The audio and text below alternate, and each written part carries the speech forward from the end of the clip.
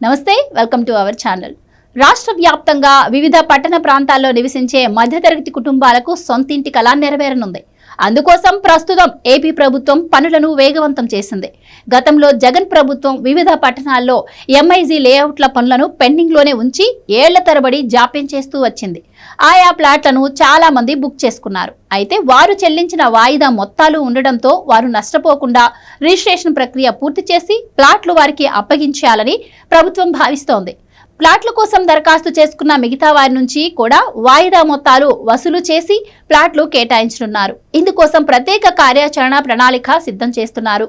ప్రతి నియోజకవర్గానికి MIG layout ఏర్పాటు చేసి అందుబాటు ధరల్లో మధ్యతరగతి వారికి ప్లాట్లు కేటాయించడం కోసం గతంలో వైఎస్ఆర్సీపీ ప్రభుత్వం 2024లో జగనన్న స్మార్ట్ టౌన్షిప్ కార్యక్రమాన్ని ప్రారంభించింది. హడావుడిగా ఏ ప్రణాళిక లేకుండా చేపట్టిన ఈ కార్యక్రమం ఆచరణలో ఏమాత్రం సక్రమంగా లేకపోగా విఫలమైంది. జగన్ సర్కార్ ప్రతి పట్టణానికి 3 కిలోమీటర్ల దూరంలో లేఅవుట్లు ఏర్పాటు చేయాలన్న నిర్ణయం బెడిసికొట్టింది.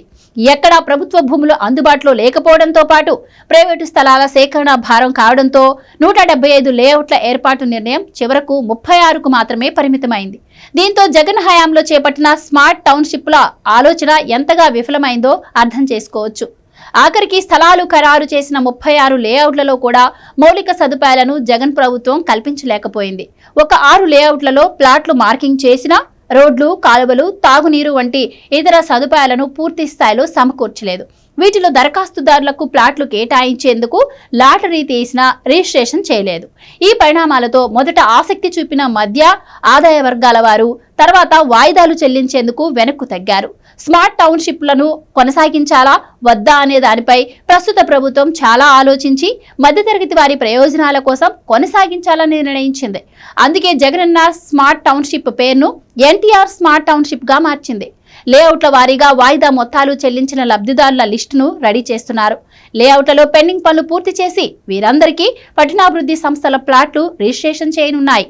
వాయిదాలు ఇంకా చెల్లించాల్సిన వారి నుంచి ఆ మొత్తాన్ని వసూలు చేసి లాటరీ ద్వారా ప్లాట్లు అలాట్ చేయనున్నారు. ఒక్క వాయిదా కూడా కట్టని వారికి ఆ వాయిదాలను కట్టాలని చెప్పి నోటీసులు ఇస్తారు. ఆ తర్వాతే ఇప్పటికీ పనులు ప్రారంభించని మిగిలిన లేఅవుట్ల విషయంలో ప్రభుత్వం నిర్ణయం తీసుకోనుందని అధికారులు తెలిపారు.